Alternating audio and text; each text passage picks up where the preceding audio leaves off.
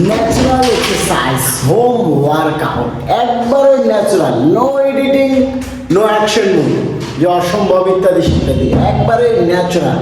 ফুল ভিডিওটা দেখেন, মজা পাবেন ইনশাআল্লাহ।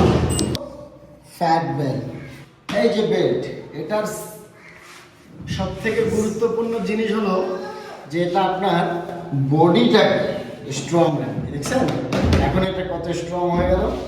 তারপর এখানে পাঞ্চিং করার আগে একটু ওয়ার্কআউট করে নেবেন, যেটা করা খুবই দরকার। সেটা হলো আমি আপনাকে দু একটা মুভমেন্টস বাতাই। এই যে দেখেন,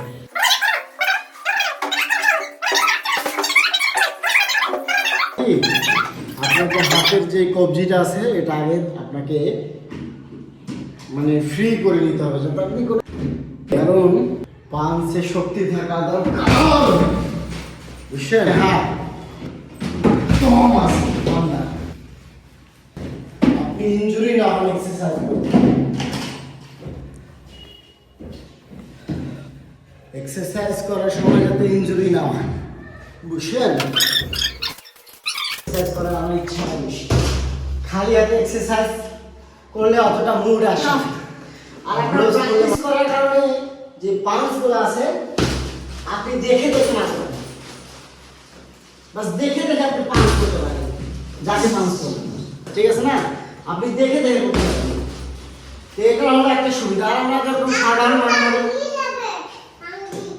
না হবে, সাধারণ মারামারি যেরকম হয় দেখবেন কি হবে,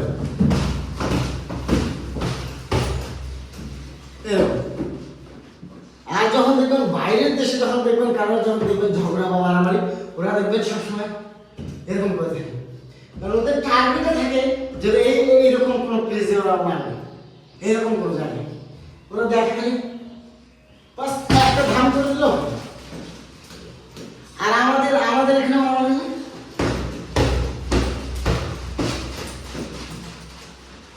এরকম, তার কারণ আমাদের কোনো এরকম কোনো হাতের কোনো মাইন্ডের কোনো প্র্যাকটিস নেই, এই জন্য। তো গাইস একটা কথা বলবো, প্র্যাকটিস করো। প্র্যাকটিস একটা সেই জিনিস, প্রতিদিন 5 মিনিট হলেও প্র্যাকটিস করেন। আর আমার চ্যানেলটা সাবস্ক্রাইব করে দেবেন। আমি রিকোয়েস্ট করবো যে আপনার একটা সাবস্ক্রাইব আপনার কাছে কিছুই না, কিন্তু এটা আমার কাছে অনেক বড়। আপনি বাস শুধু এরকম করে বেল আইকনে চাপ দিলেন, সাবস্ক্রাইব বাটনে চাপ দিলেন, বেল আইকনে চাপ দিলেন, বাস হয়ে গেল। আপনার এখানে কিছু নেই, কিন্তু আপনার ওই একটা সাবস্ক্রাইব আমার মোটিভেট করে। এখন আপনি সাবস্ক্রাইব না করলেও ইনশাআল্লাহ ভিডিও বানাবো। কেন?